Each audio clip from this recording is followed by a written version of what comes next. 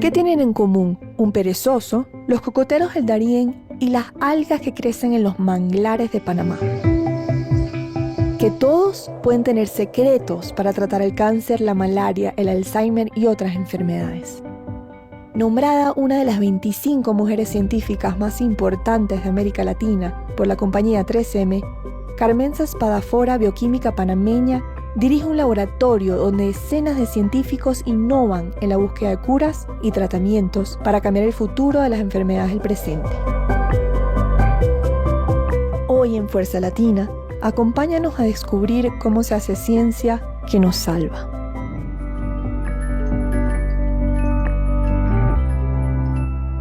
Carmenza Spadafora, eres una de las científicas más destacadas de la historia de Panamá, pero además de eso, tu familia tiene un compromiso cívico muy importante. ¿Qué recuerdas de crecer en el interior? ¿Cómo fue? ¿Cómo te criaron? Bueno, primero que nada, Elena, gracias por tenerme aquí en Fuerza Latina. Mi niñez feliz, en el interior se vive muy feliz. Mucho subir árboles, a coger la fruta de los árboles. Marañones y guayabas. Y luego mi mamá, la admiro como la admiramos todos los hermanos, era una mujer muy culta. Y nos hacía muchísimo oír música clásica, tratar de reconocer qué autor, qué compositor era el que estábamos oyendo.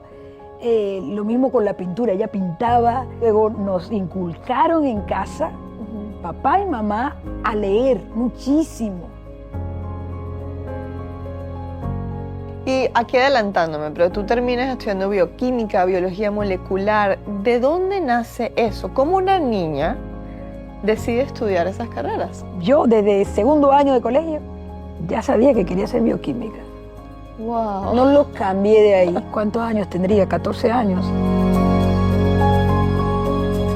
Ahora hablemos de tu hermano, de Hugo. Acompañó la lucha democrática o en contra de la dictadura en Nicaragua, de Somoza, y adicionalmente en la dictadura de Noriega. En 1985, tu hermano fue torturado y decapitado. Y luego, después de mucho trabajo, consiguen que enjuicien y quede culpable Noriega. ¿Quién fue Hugo para ti? ¿Y qué deberíamos saber sobre él? Hugo era un héroe. Yo me da pena, me da vergüenza que yo soy familiar y yo diga que mi hermano era un héroe, pero es que no era otra cosa. Y empezó su historia yéndose a Italia, Bolonia, y fue el primer médico blanco que participó en alguna independencia de los países africanos, pero especialmente de Guinea-Bissau. Y sí, cuando pensamos que ya, bueno, que había sentado cabeza porque estaba en el Ministerio de Salud y estaba de viceministro. No, oye, que están los nicaragüenses tratando de salirse de esta dictadura, 40 años de la familia Somoza. Y nada, dice, me voy para allá. Pero desde allá en Nicaragua empezó a ver los movimientos de aviones que llegaban a pistas clandestinas y empezó a haber movimiento de drogas y armas y fue viendo las conexiones de Noriega y empezó a decir así abiertamente, Noriega, te voy a acusar, te voy a llevar a juicio, yo tengo pruebas, estoy coleccionando las pruebas contra ti, cuando no se alzaba una voz contra el dictador. Lo envuelven para venir a Panamá, lo atrapan y lo torturan terriblemente y terminan decapitándolo vivo todavía. Y la cabeza nunca la hemos encontrado. Y hay un pacto de silencio entre los militares que participaron en no decir nada. Lo que hizo fue decirle a Noriega, el tipo ya está hablando, y me mandaron a matar. Por lo menos, ¿dónde está la cabeza para enterrarla con su cuerpo? Ni siquiera eso han querido hacer.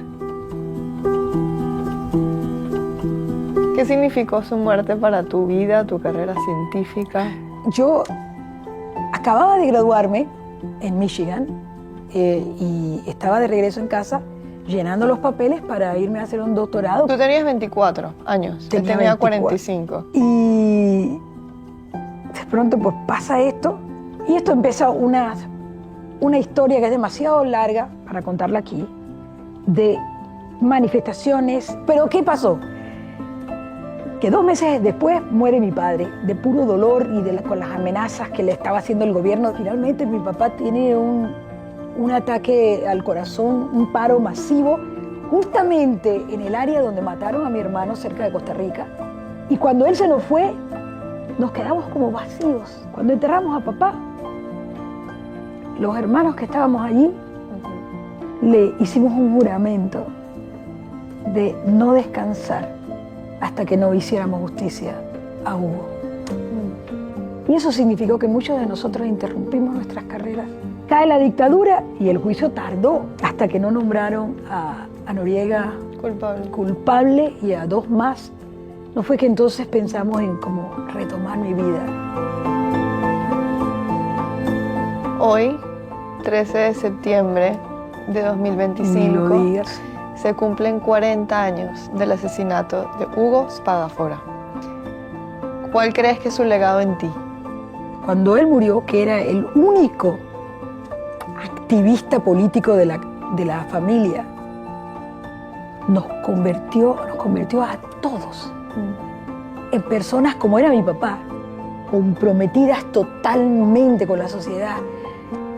Y ya nosotros entendimos que la excusa de yo no me meto en eso, no, yo la política, no, eso, era lo que ocasionaba que dictadores como este hombre llegaran al poder. El no actuar es consentir a la maldad, es consentir a la corrupción, y que uno no podía quedarse callado. Y muchos años después aquí estamos. Entonces, ¿te parece si vamos a conocer tu centro de investigación, el laboratorio donde operas y haces ciencia, y nos enseñas un poco qué están haciendo? ¿Quieres venir a Indicasat conmigo? Sí, claro. Te lo muestro, con mucho gusto. Qué emoción. Vamos.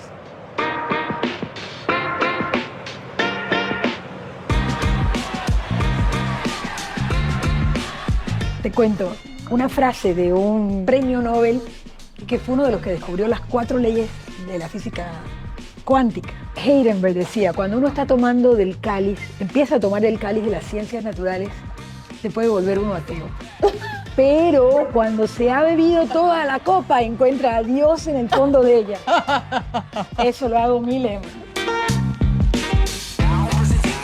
Carmenza, cuéntanos qué hace este espacio que está en la Ciudad del Saber, en Panamá, y por qué es tan importante. Indicasat es el primer instituto de investigación como tal que se funda en Panamá. Y la importancia es que nosotros no solamente podemos hacer ahora ciencia de primer mundo en Panamá, sino que ahora podemos formar científicos aquí, a cualquier nivel, licenciatura, maestrías, doctorados, y también poder contribuir al desarrollo de la región. Nace en el contexto de la ejecución de los tratados Torrijos-Carter, que se firmaron en el 77, y eso conllevaba una secuencia de lo que llamábamos reversión a Panamá de parte de lo que era la zona del Canal de Panamá, que incluía las 14 bases militares que Estados Unidos tenía en Panamá, como era esta que fue la sede del Comando Sur. Y ahí fue donde se lanzó la idea maravillosa que Panamá estaba dispuesta a sustituir soldados y armas por estudiantes y libros. Uno de los proyectos más fascinantes de América Latina, porque es una comunidad nacional e internacional dedicada a promover el conocimiento, la innovación, a la formación, a la investigación, pero comprometida con el cambio social a través de un enfoque humanista, científico y empresarial. Una gran plaza socrática para discutir y plantearnos los retos del siglo XXI. Tú lideras desde hace 17 años la División de Biología Celular y Molecular de Enfermedades del Indicasat. Ahora, quiero hablar de malaria porque es una de tus áreas de estudio principales y además esta historia contigo es interesantísima, innovadora, hay rayos láser, hay microondas, hay misterios globales resueltos. Pero antes de llegar a ese punto, vamos al principio. Quiero preguntarte, ¿qué es la malaria? ¿Cómo le explicarías tú? Que bueno, es esta enfermedad tropical que afecta a 240 millones de personas al año, mata a 400.000, 600.000. 600.000 personas cada año. ¿Qué es la malaria? La malaria es una enfermedad que es transmitida por un parásito. El parásito se llama Plasmodium. El parásito este vino porque me picó un mosquito. Pica y inserta el parásito, ¿no? Ese parásito se va buscando por la vía sanguínea llegar al hígado. Ahí se queda, se forma Hace su casa. hace su casita como por 2 semanas hasta que se da una pequeña transformación y entonces se suelta a todo el torrente sanguíneo. Y no solamente se come la hemoglobina del eritrocito glóbulo rojo que ya está infectado, sino que hace que otros eritrocitos también se destruyan. La particularidad de ellos es que ellos necesitan al glóbulo rojo para vivir. ¿Y en qué se traduce eso en sintomatología? Lo más distintivo de la malaria es que las fiebres son tan altas y las personas tiritan incontroladamente. También hay dolor de cabeza, náusea, fatiga, todo esto. Trabajando en Estados Unidos con el profesor José Stout, el doctor José Stout, Sí. empiezas a abordar un misterio. Tenían científicos de todo el mundo 30 años buscando esta proteína que ayudaba a que el parásito de la malaria se pegara a los glóbulos rojos. Ustedes resuelven ese misterio. ¿Cómo? José es médico infectólogo y dentro de la Armada trabajó mucho tiempo en África. Y él encontró algo que le llamaba la atención, era que gente que tenía mayor expresión de una cierta proteína de complemento, como que les daba más malaria. Pero fue una observación así casual y a mí me pareció fascinante. El receptor este era tan elusivo que le llamaron el receptor X. Y expliquémoslo ya a nivel como celular. Tenemos la célula y tenemos unas antenitas que tienen unos huequitos de llave y tienes el patógeno que entra con llaves distintas. Y lo que ustedes descubrieron, esto para ver si lo entendí. Sí. Y lo que ustedes descubrieron básicamente fue Una de las llaves. una de las llaves, claro, Una de las para llaves. poder entrar. Sí. No es que la única, Claro. pero era la que no se encontraba. Las Claro. otras ya las teníamos, sabíamos cuál era, pero esa llave, sí. Porque ¿qué implicaciones tenía descubrir este Porque receptor? necesitas conocer todas las formas de entrada para poder bloquearla. O sea, para poder hacer una vacuna más efectiva. Quiero entonces preguntarte ahora sobre la línea de investigación sobre el tema de los microondas. ¿Qué es un microondas? Resulta que hay un espectro de electromagnetismo que va desde las ondas de radio, todas las oímos. ¿Qué escuchamos? Sí. El espectro de microondas, que es con el que nos comunicamos por aquí, el wifi, los routers, Bluetooth. Todo eso es Todo microondas. eso es microondas. Y luego empieza la luz infrarrojo, empieza toda la luz visible, los colores, todo lo que vemos, y de ahí empieza ultravioleta. Entonces, microondas estamos por acá abajo, en la parte menos energética de todo el electromagnetismo. Ahora, en 2008, ustedes reciben un primer subsidio, un primer grant de la Fundación Bill and Melinda Gates. Luego les aprueban el financiamiento para fase 2 por $1 millón. Cuéntanos en qué consistía este proyecto y qué encontraron. Bueno, la primera fase nos daban 1 año y $100.000 para probarles que esta idea loca que teníamos, que el electromagnetismo podía perturbar la vida del parásito, porque cuando se come la hemoglobina, usa la parte globina para alimento, pero el hemo es muy tóxico, que es la parte que tiene el hierro. Entonces el parásito, para salirse de esa toxicidad, lo convierte en un cristal inerte, ¿no? Y este estado de reducción hace que ese cristal sea paramagnético. Nosotros pensamos, ¿y si usamos electromagnetismo contra el parásito.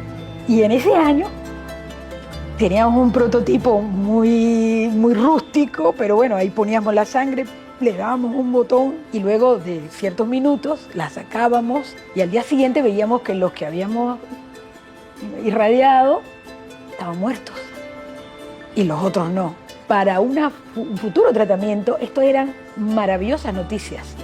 La irradiación está haciendo que el parásito se muera de una forma agradable, de una forma que no va a hacerle daño a la persona. Sí. Y una de las cosas tan hermosas o interesantes o innovadoras es que hace poco hablábamos de que el parásito siempre está como 2 pasos por delante, ¿no? A las drogas. Él se va haciendo resistente. Si tú logras un tratamiento de este tipo electromagnético, es diferente. Pensamos nosotros que la oportunidad de resistencia va a ser muy mínima. No quiero decir que hemos eliminado toda posibilidad. Habría que hacer otro estudio diferente, pero no pareciera que fuera a ser por ahí. Entonces pensamos que muy emocionante, tenemos sí. algo muy importante entre manos. Un aparatito de estos podría ponerse en cada puesto de salud, centro de salud, África. A ver si al fin podemos sacar a África de la pobreza. Carmen, hablemos de otra gran área de investigación que tienes tú, tu laboratorio y el INDICASAT. Sí. Tú regresas a Panamá en 2008 para dirigir el proyecto de bioensayos antiparasitarios y anticancerígenos de productos naturales. Cuéntanos en qué consistió este proyecto. Sí, justamente quien hoy en día es el secretario nacional de Ciencia y Tecnología dirigía junto con su esposa, la doctora Luz Romero, este programa, este consorcio que se llamaba ICBG, eran los grupos cooperativos de la biodiversidad internacional. Empezaron por las plantas, lo más fácil, después por los hongos endófitos de esas plantas, y después se fueron a los mares, a los océanos, y a microbacterias de los lechos marinos, o aquellas que viven en las esponjas, o los corales, o las algas. Y los químicos agarraban todo eso, los químicos de INDICASAT, se quedaban con compuestos individuales, los identificaban y nos los pasaban a nosotros, que hacíamos los bioensayos, y esos los probábamos en el ciclo de vida de los parásitos. El de malaria, el que causa el mal de Chagas, Trypanosoma cruzi, o el de toxoplasmosis, o el de leishmania. Uno de los estudios, me parece, no podía ni creerlo cuando leí el título, y es sobre un hongo que crece en el pelo de las perezas. De los perezosos. De los perezosos, en Venezuela le decimos perezas, pero son una belleza. Todos amamos las perezas, los perezosos. Sí. ¿Cómo es eso? ¿Cómo es que un hongo que crece en el pelo, qué potenciales medicinales puede tener? Esto resulta de los biólogos del Smithsonian que se dan cuenta de que el pelaje de los perezosos en alguna parte estaba como verde. Sí, el verde es una microalga que crece arriba del mismo perezoso, de tanto que él anda por todas partes. Y la lentitud. La lentitud con la que se mueve. Se encontró que tenían actividad contra malaria, contra otros parásitos, pero también tenían actividad contra bacterias de cierta resistencia. Y ha sido un tema que le ha gustado a mucha gente, pero eso es nada más un ejemplo. Una de esas investigaciones la hice con una de mis hermanas, que estaba de directora en una ONG, la más grande de Panamá, que va sobre conservación. Y ella me dijo, ¿por qué no podemos hacer algún estudio con Darién, con la reserva de Punta Patiño? Le digo, ok, bueno. Y empezamos a estudiar la palma del coco. Simplemente agarrábamos la palmera y cortábamos las hojas largas estas que tienen en pedacitos. Hicimos infusiones. ¿Tés? Como unos tés. Como té. ¿Y qué te parece que descubrimos?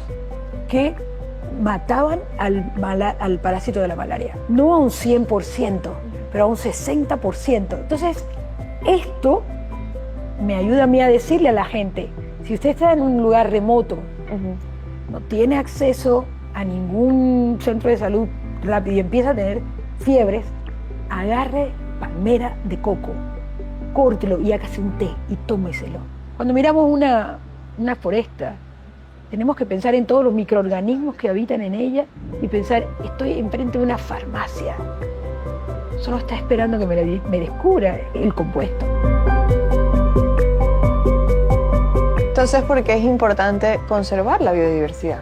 ¿Por qué es importante limitar la deforestación, proteger los bosques? Es obvio, porque puede ser que un familiar tuyo, un hijo tuyo, tu padre, tu madre, tengan un cáncer que solo pueda ser curado con uno de esos compuestos. Y al ser tan pequeños y tener tal cantidad de biodiversidad por metro cuadrado, esa es la vocación de nuestro país, la vocación de la biodiversidad. Esa es nuestra riqueza, no hoteles como en Cancún, no minas como en Chile que tienen todos desiertos donde no se hace absolutamente nada más. Esa es nuestra riqueza.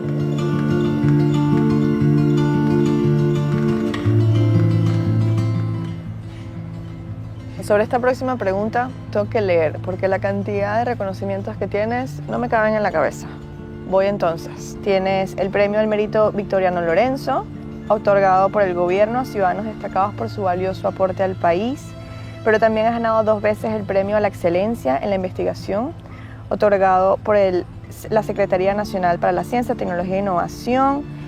Y también tienes reconocimientos a nivel mundial. Eres miembro honoraria de la Asociación de Farmacia y Biotecnología de la India. Y también eres miembro senior del Instituto de Ingeniería Eléctrica y Electrónica de la Asociación para el Avance de la Ciencia de Estados Unidos, entre otros. ¿Qué de todo lo que has hecho en tu carrera es lo que te genera más orgullo? Lo que más me llena de orgullo es el haber tenido gente a mi alrededor que son tan valiosos que esos reconocimientos hay que compartirlos con ellos. Te puedo decir que los quiero a todos y que cuando esos ojos de los más pequeños que entran brillan cuando ven algo, un resultado, eso tú no puedes creer la satisfacción que me da, lo que me llena a mí. Ver que estamos dejando un legado de gente que aman la ciencia. La magia del equipo nos permite agarrar las células. Estos son un eritrocito no infectado. Solo. Y este es un infectado.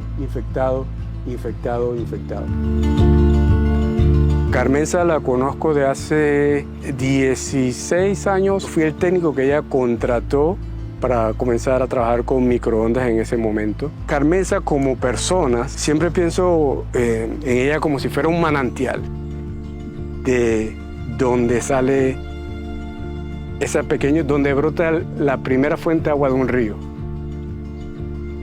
de conocimiento en este caso. Y ha propagado en cientos de estudiantes, que me incluyo, el conocimiento que ella ha tenido a lo largo de los años.